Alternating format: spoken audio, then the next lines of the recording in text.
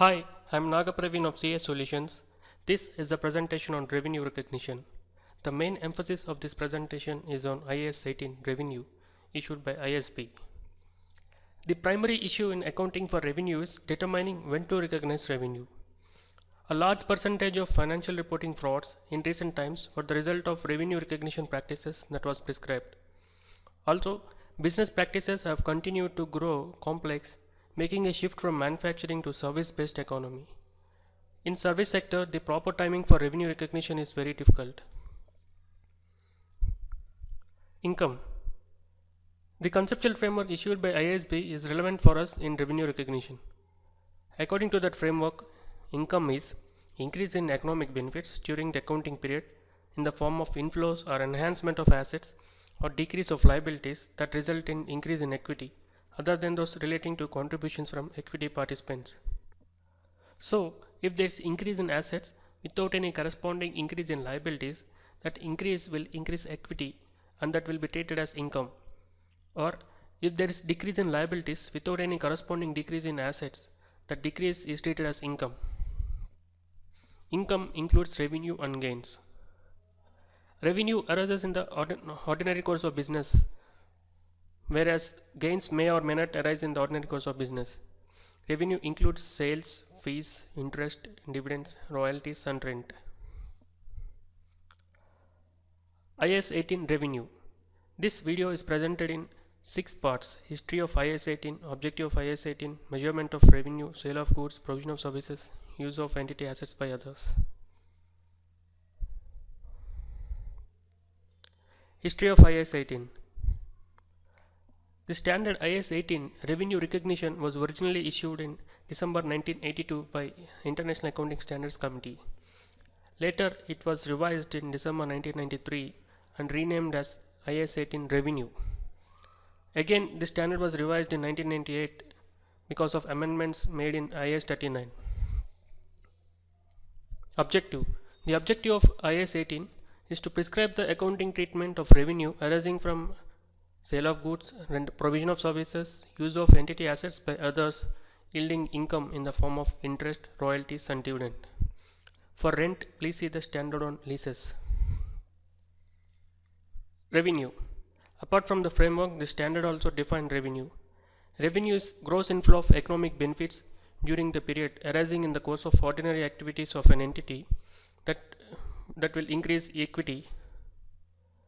So, amounts collected on behalf of third parties such as sales tax, goods and service taxes, value added taxes are not economic benefits and they should not be included in revenue. They should be deducted while calculating revenue. Measurement of revenue. Revenue is measured at fair value of consideration received or receivable. So we need to deduct trade discounts and volume rebates. Fair value is nothing but the price that would be received to sell an asset or pay to transfer a liability in an orderly transaction between market participants at the measurement date. So if you want to sell an asset, the amount that you receive by selling the asset is the fair value. For liability, the amount that you pay to transfer a liability is the fair value. Revenue is measured at fair value of the consideration received or receivable. So if consideration is received in the form of cash or cash equivalents, then revenue is measured at the amount of cash received. If consideration is deferred, then revenue is measured at the present value of future cash flows. If consideration is not given in the form of cash but in the form of exchange of goods and services, then revenue is measured at the fair value of incoming goods and services.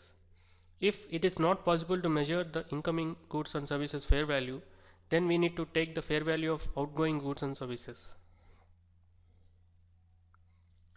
Sale of goods. Goods include goods produced by the entity for the purpose of sale if you are a manufacturer, or if you are a retailer, goods purchased for resale.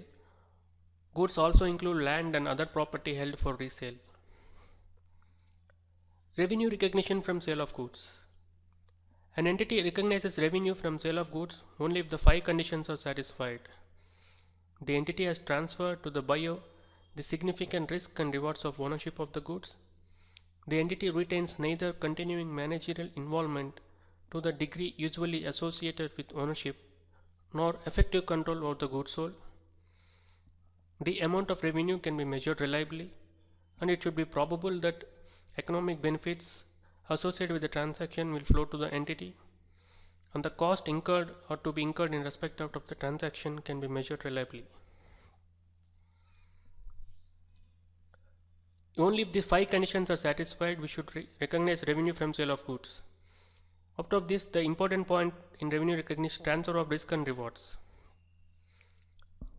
The transfer of significant risk and rewards of ownership to the buyer depends on the circumstance of transaction.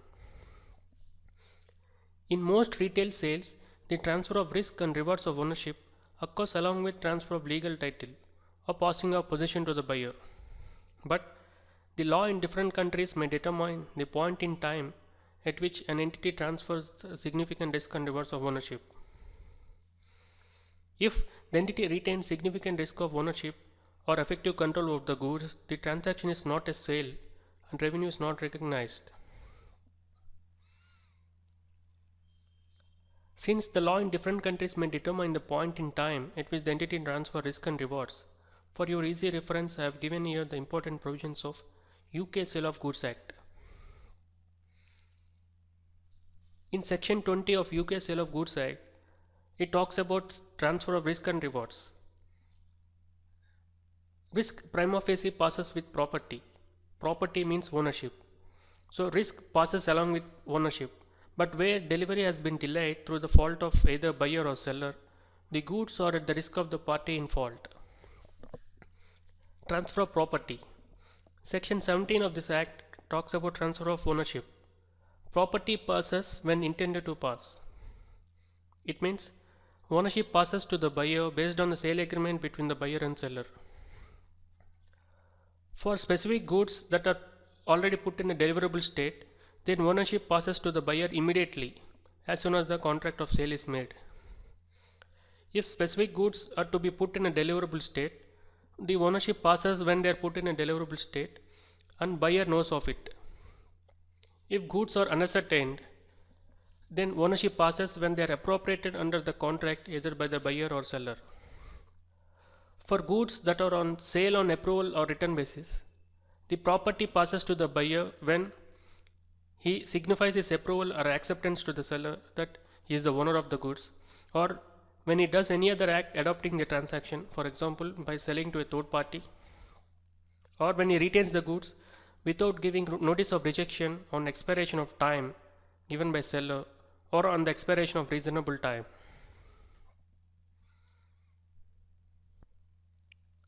There are some examples given in the standard itself. Some of them are given here. If buyer requests delayed delivery but takes title and accepts billing, we need to recognize revenue even though delivery is not made. For goods sold subject to installation and inspection, revenue is recognized when buyer accepts delivery and the installation is complete. For some goods, revenue is recognized immediately upon buyer's acceptance of delivery, when the installation process is simple in nature or the inspection is performed only for purpose of final determination of prices. For consignment sales under which the recipient undertakes to sell the goods on behalf of the shipper, revenue is recognized by shipper when the goods are sold by the recipient to outsider. For cash on delivery sales, revenue is recognized when cash is received and delivery is made. For installment sales or hire purchase, revenue is recognized at present value of future payments. For orders, when payment is received in advance of delivery of goods which are not presently held in inventory, revenue is recognized when goods are delivered. Recognition of expenses. Here we need to follow matching concept for recognition of expenses. According to matching concept, revenue and expenses that relate to the same transaction or event are recognized simultaneously. So, if expenses are incurred in one year and related revenue occurs in the following year, recognition of expenses to income statement is postponed to the year in which revenue is recognized. Please note that revenue cannot be recognized when the expenses are not measured reliably. Then any consideration already received for sale is recognized as a liability. Uncollectability of revenue. When an uncertainty arises about the collectibility of amount already included in revenue, the uncollectible amount is recognized as an expense but not as an adjustment of amount of revenue originally recognized. Provision of services. In economics, service is an intangible good. By intangible, we mean we cannot see them, we cannot touch them, but we can only feel them. Services include attention, advice, access, experience, and discussion. Please note that the provision of services typically involves the performance of a contractually agreed task over an agreed period of time. These services may be provided within a single year or for more than 1 year. Recognition of revenue. When the outcome of a transaction can be estimated reliably, revenue associated with the transaction shall be recognized by reference to stage of completion of the transaction at the end of the reporting period, that is balance sheet date. The outcome of a transaction can be estimated reliably when all the 4 conditions are satisfied. Please note that if any of the condition is not satisfied, then outcome of transaction cannot be estimated reliably. The 4 conditions are: the amount of revenue can be measured reliably, it is probable that economic benefits associated with the transaction will flow to the entity, the stage of completion of the transaction at the end of the reporting period can be measured reliably, and the cost incurred for the transaction and the cost to complete the transaction can be measured reliably.